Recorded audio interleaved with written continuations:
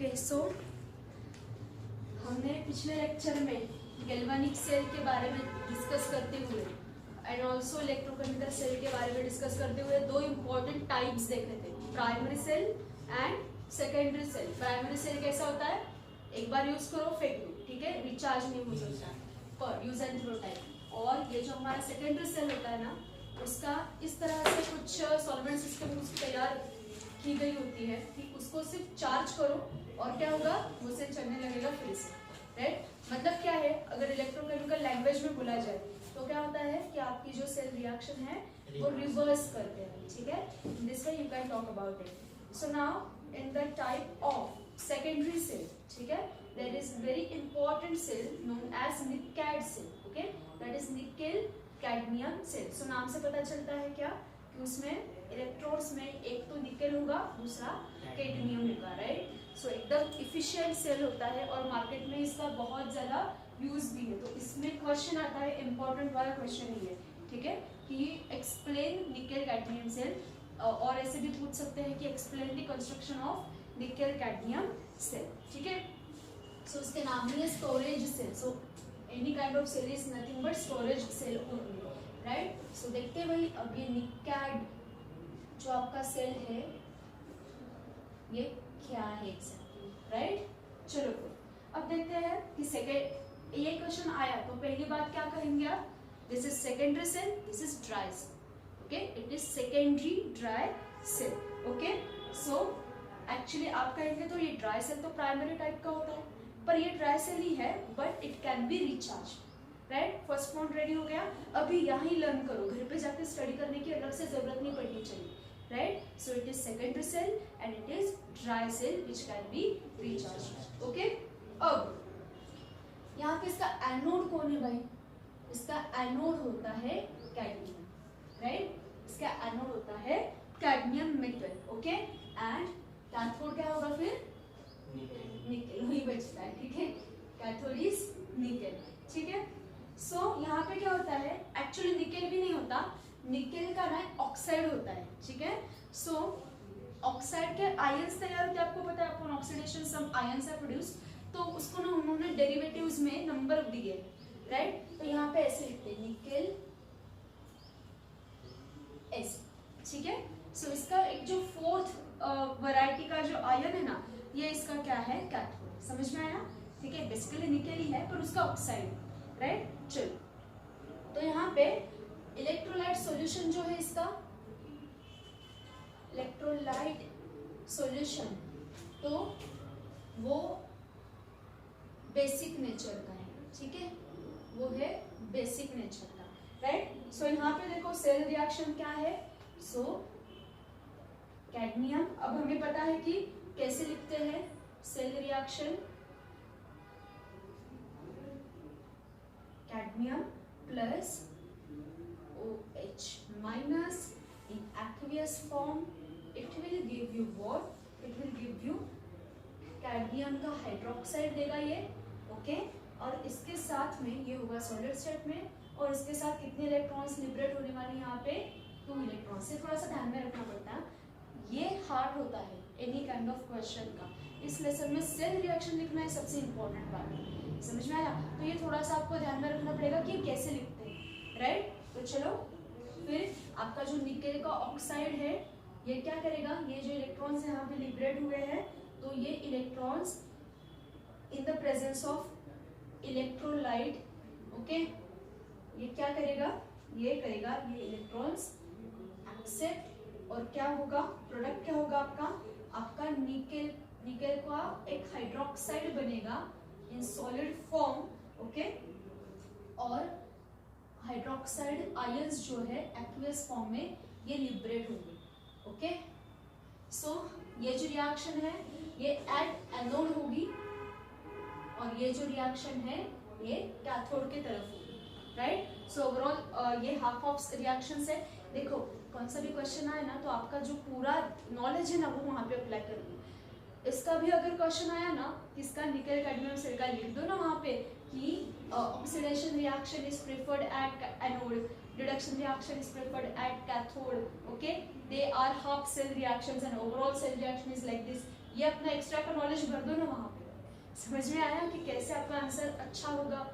तो ऐसा मत सोचो कि अरे नहीं ये पार्ट तो ये बेसिक है ना, जब भी कौन सा भी क्वेश्चन आएगा वहाँ पे ये एप्लीकेबल है ही ना, तो ये सारा पार्ट लिख दो, कोई बात नहीं है। सेल रिएक्शन तो हर एक क्वेश्चन में लिखनी ही है आपको, तो ये सारा जो नॉलेज है वो वहाँ पे डाल दो, हो सकता है कि नहीं, राइट। तो चलो यहाँ पे आपकी ओवरऑल सेल रिएक्शन क्या होगी, कैडमियम मेटल इन सॉलिड फॉर्म, निकल का oxide in solid form, okay, in presence of electrolyte, okay, it will give you cadmium hydroxide, ठीक है, in solid form, plus it will give you nickel hydroxide in also solid form, and this is your overall cell reaction, okay। अब यहाँ पे easy है ना, अगर यह cell discharge कैसे होगा, इलेक्ट्रोलाइट खत्म हो गया, सेल डिस्चार्ज, राइट, तो इलेक्ट्रोलाइट फिर से भर दो, सेल रिचार्ज। समझ में आया, this is the simple construction. पर अभी ये जो इलेक्ट्रोलाइट है इसका काम क्या है, मीडियम प्रोवाइड करता है ना, राइट, तो यहाँ पे चार्ज्ड आयंस वहाँ पे होते हैं, ये इलेक्ट्रोलाइट्स का काम है। तो अभी हमारे सेल में, ये अपने रिमोट का सेल होता है फॉर एग्जाम्पल, इसमें क्या पानी भर देंगे क्या हम लोग, नहीं। तो यहाँ पे मोटिव समझो क्या है मोटिव, चार्ज आयंस का प्रेजेंस। तो यहाँ पे आयंस चार्ज करने के लिए हम क्या यूज कर सकते हैं, डायरेक्ट इलेक्ट्रिसिटी यूज कर सकते हैं ना, तो वो इलेक्ट्रोलाइट जैसा ही काम करता है। समझ में आया क्या, वर्किंग कैसे होता है उसका, राइट। तो यहाँ पे क्या होता है कि इलेक्ट्रोड सरफेस पे आपके जो सॉलिड्स हैं, ये एक और ये दूसरा, ठीक है, ये क्या होते हैं, ये इलेक्ट्रोड्स के सॉलिड सरफेस पे जाके एब्जॉर्ब होते हैं, अटैच्ड होते हैं वहाँ पे, ठीक है। और आप डायरेक्टली मतलब विजिबली आप देख सकते हैं कि वहाँ पे ऐसे पेलेट्स तैयार हुए हाइड्रोक्साइड्स, ठीक है। सो यहाँ पे टोटल करंट जो है ये आपको मिलेगा 1.4 वोल्टेज का, ठीक है, नियर अबाउट, ठीक है, 1.4 वोल्टेज का ये क्या देता है आपको, करंट देगा, ठीक है। सो यहाँ पे क्या है कि इलेक्ट्रॉनिक वॉचेस है, कैलकुलेटर्स, फोटोग्राफिक इक्विपमेंट्स सभी यूज होता है, ये अलग से कहने की बात है, ठीक है। अब कंटिन्यूएशन में और एक पॉइंट लेते हैं, दैट इज मर्क्यूरी का बैटरी, मर्क्यूरी बैटरी, ठीक है। अब ये जो मर्क्यूरी बैटरी है इसका भी बहुत ज़्यादा यूज होता है, पर ये थोड़ी सी क्या कहेंगे, थोड़ी सी हायर कॉस्ट भी होती है, क्योंकि मर्क्यूरी मेटल हम यूज करने वाले हैं इसमें, ठीक है, तो थोड़ा सा इसका कॉस्ट हायर रहता है, ओके। देखते हैं फिर क्या है उसकी उसका कंसेप्ट क्या है। अगेन सेकेंडरी ड्राई सेल है ये, मतलब ये it can be recharged, okay. So यहाँ पे क्या होता है, जिंक एनोड होता है, तो देखो यहाँ पे एनोड, ये सबसे इंपॉर्टेंट पार्ट है। एनोड कौन है, कैथोड कौन है, ये अगर आपने लिखा ना तो एग्जामिनर भी एकदम फोकस्ड रहेगा कि चलो इस बच्चे को बेसिक्स तो आते हैं, ठीक है। एनोड कौन है यहाँ पे, जिंक, राइट, जिंक मेटल है। देन यहाँ पे क्या है, ये मर्क्यूरी का जब कोटिंग होता है तो उसको क्या बोलते हैं, एक मर्क्यूरी का जब सॉल्यूशन होता है तो उसको हम एक वर्ड यूज करते हैं उसके लिए, एमालगम। सो यहाँ पे ऐसे बोलते हैं, टर्मिनोलॉजी इससे बोलती है कि zinc anode is amalgamated with mercury. समझ में आया क्या करते हैं। सो यहाँ पे और कोई बात नहीं है, यहाँ पे कैथोड जो है वो आपका कौन होने वाला है, that will be your Hg, मतलब क्या, मर्क्यूरी, ठीक है। तो चलो यहाँ पे स्पेसिफिकली जब इस सेल के बारे में आपको बताया जाएगा तो आपको ये ध्यान में रखना है कि आपको ऐसे वर्ड्स यूज करने हैं कि zinc anode is amalgamated with mercury. समझ में आया, ठीक है। चलो सो एक्चुअली इसके साथ में ना कार्बन की पेस्ट भी यूज करते हैं, ओके।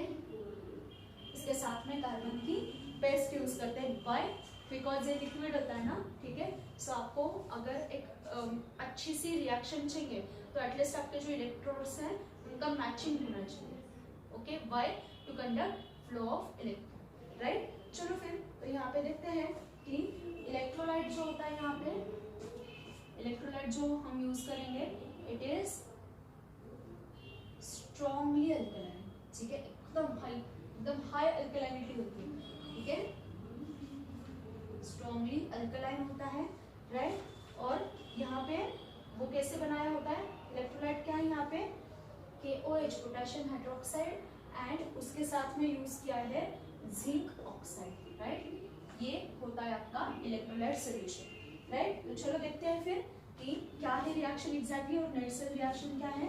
अब यहाँ पे कैसे दिखाई दे बना दे खुद जिंक, यहाँ पे स्टेट में ही यहाँ पे क्या लिखा है, जिंक की स्टेट यहाँ पे है Hg। ऐसा क्यों?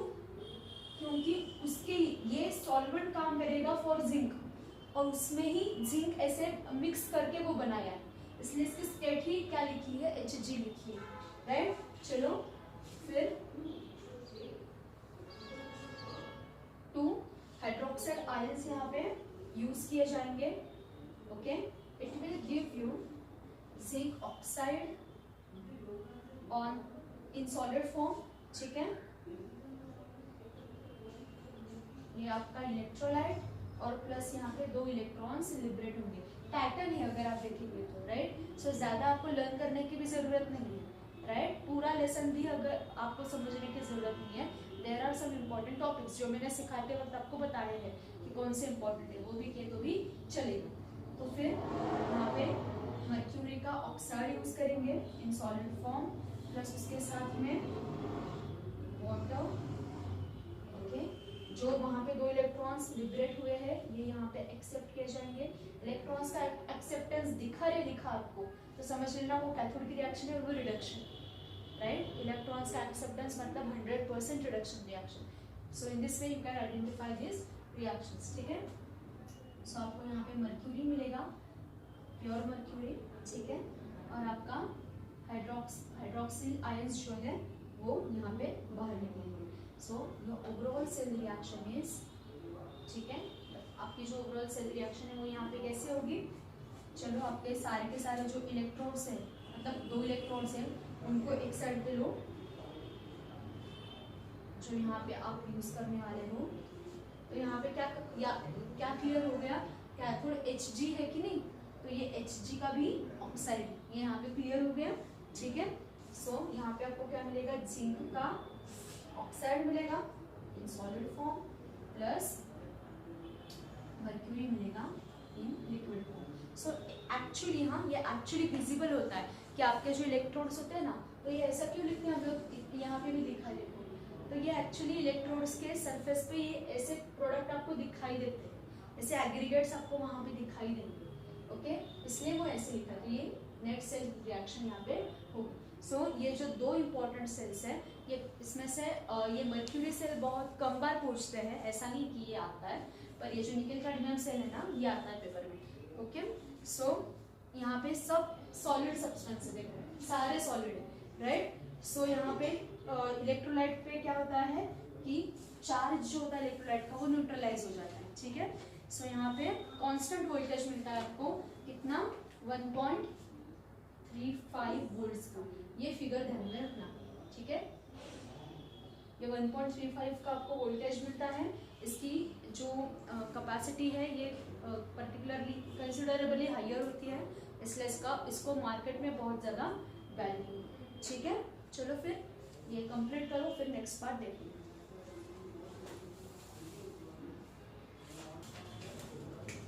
So last topic from this lesson, that is electromotive series। बस क्या है ये सीरीज, कुछ अलग नहीं है इसमें, ओके। रेफरेंस इलेक्ट्रोड सीखे हम लोग, राइट। क्या है ये रेफरेंस इलेक्ट्रोड, कौन सा होता है,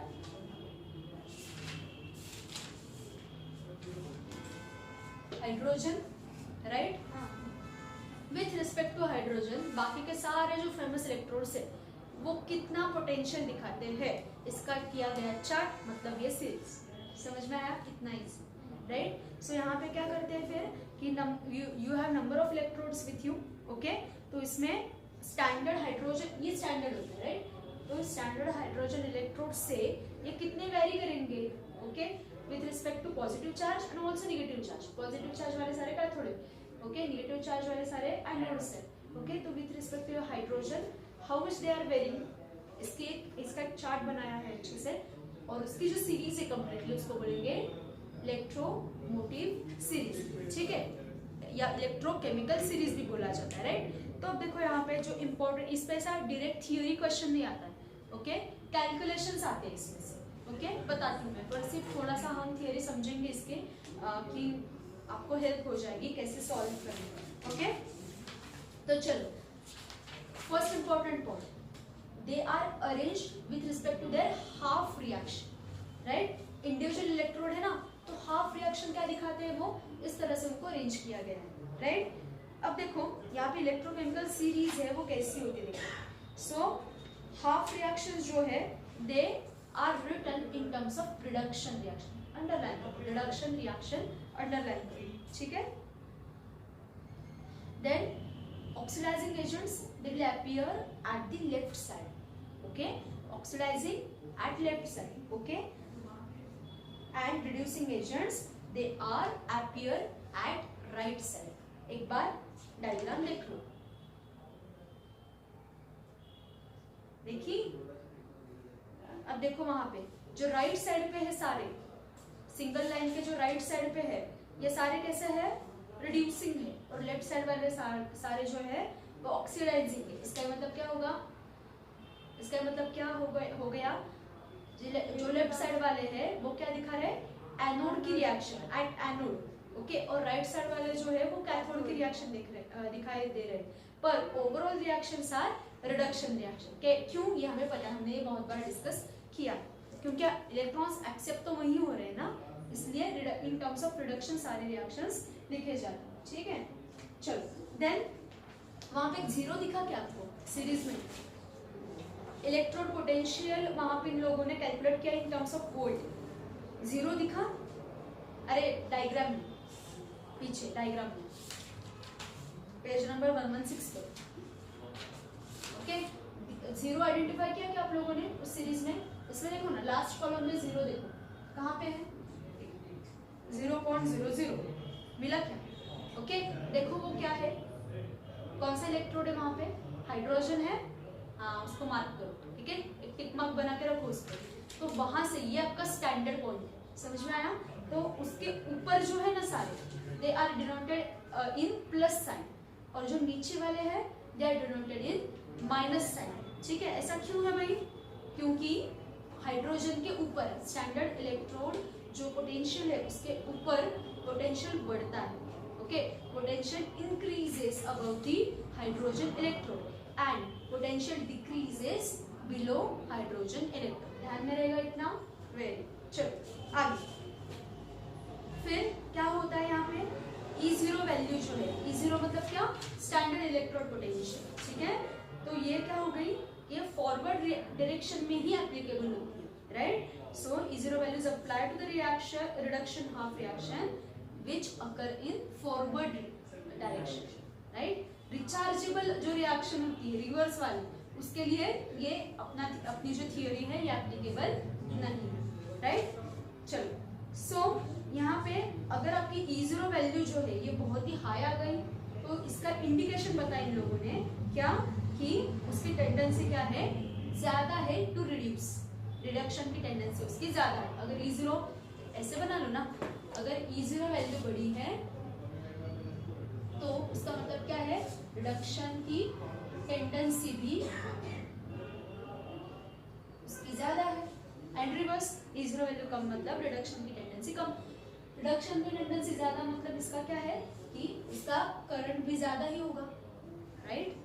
तो इसमें जो मतलब वोल्टेज भी ज्यादा होगा, राइट, ये सारा ज्यादा होगा। So reduction reaction to its higher extent होनी चाहिए, इसका ये मतलब समझ में आया इतना पार्ट। चलो अच्छी बात, आगे। सो यहाँ पे क्या है, फिर ये सारा बता दिया कि सब्सटेंस ऑक्सीडाइज होना चाहिए, ठीक है, मतलब रिडक्शन की टेंडेंसी, रिडक्शन रिएक्शन में लिखा था मतलब सब्सटेंस शुड बी ऑक्सीडाइज, ये अपोजिट होता है, आप लोगों को ये पता है, ठीक है।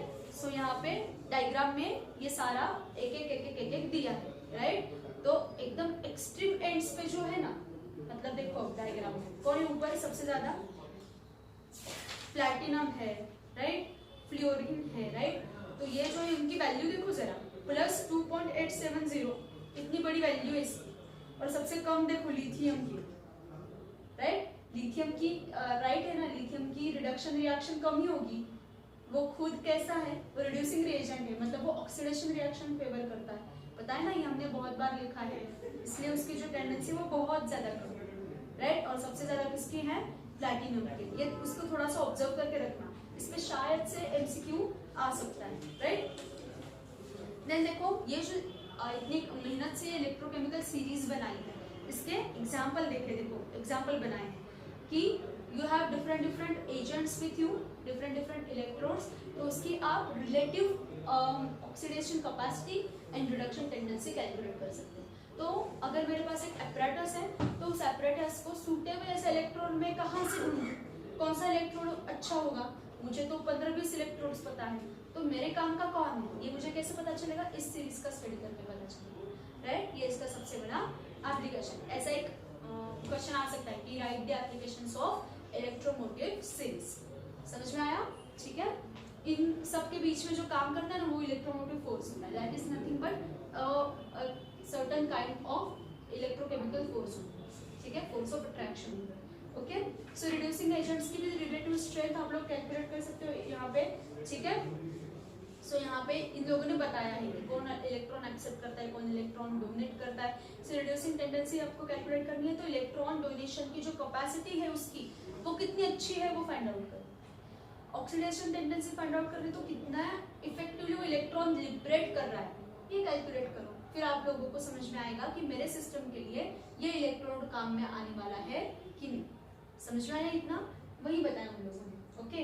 And very important part is कि how your redox reaction is happening in your reaction environment, right. Redox reaction जो है आपकी, ये कितनी स्पॉन्टेनियस है, कितने अच्छे से वो हो रही है, राइट। सो यहाँ पे वही एक ही बात है, जो सेट है वही आपको घुमा फिरा के उन्होंने बार बार कहा, राइट। क्या कि रिडक्शन है तो इलेक्ट्रॉन्स एक्सेप्ट होंगे, ये आपका ऑक्सीडेशन है तो इलेक्ट्रॉन्स डोनेट होंगे, और इनकी कैपेसिटी कितनी है वो सारा स्टडी आपको यहाँ पे करना है। बस इतना ही बोला, बाकी ज्यादा कुछ बोला नहीं, राइट। तो यहाँ पे इन लोगों ने एक सेल रिएक्शन बना के दी है, देखो मैग्नीशियम और सिल्वर की, ठीक है।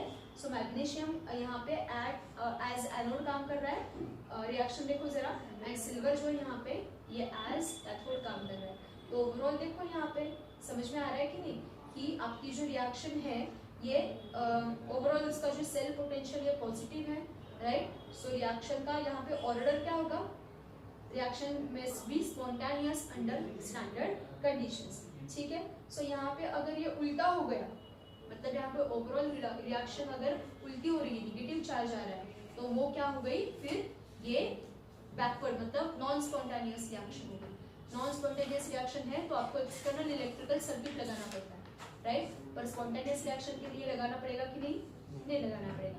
ये सारा नॉलेज मुझे कहाँ से मिला, ये सीरीज का स्टडी कर, राइट। सो यहाँ पे देखो इलेक्ट्रोमोटिव सीरीज बनाने के लिए there are some general rules, okay.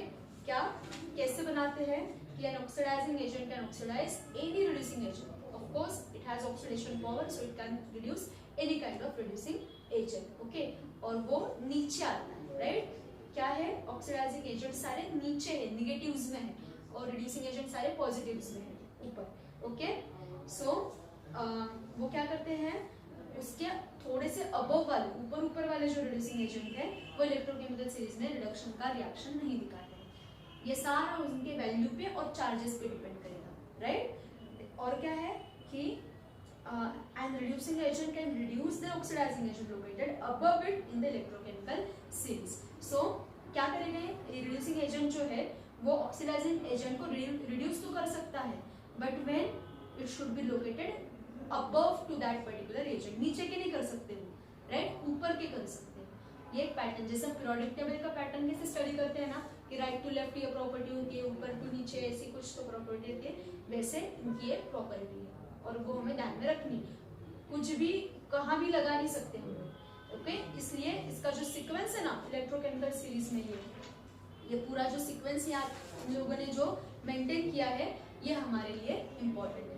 कौन किसके साथ रिएक्ट कर सकता है ये हमें इस टेबल से पता चलेगा, राइट। इसका ये सबसे बड़ा एप्लीकेशन है। तो यहाँ पे सिंपली एक ऐसा क्वेश्चन वो लोग आपको पूछ सकते हैं कि right the applications of electromotive series या इलेक्ट्रोकेमिकल सीरीज। तो यहाँ पे 4-5 एप्लीकेशन अच्छे से बना के रखो, ओके। और एक अगर चाहिए तो एक एग्जाम्पल हर एक एप्लीकेशन का बना सकते हो, राइट। एक 2-3 सिर्फ लर्न करके रखो इसमें से, और कौन किसके साथ रिएक्ट हो सकता है, कौन किसके साथ रिएक्ट नहीं हो सकता है, इसके लिए 1-2-3 एग्जाम्पल्स बना के रखो, राइट। इतना पार्ट किया तो भी इसके लिए इनफ है। और यहाँ पे happily we can announce that this lesson is over, ठीक है। चलो, सो आगे हमारे 3 लेसन बचे हैं बेचारे, उनकी तरफ ध्यान देंगे फिर, ओके। चलो, so we can stop here then.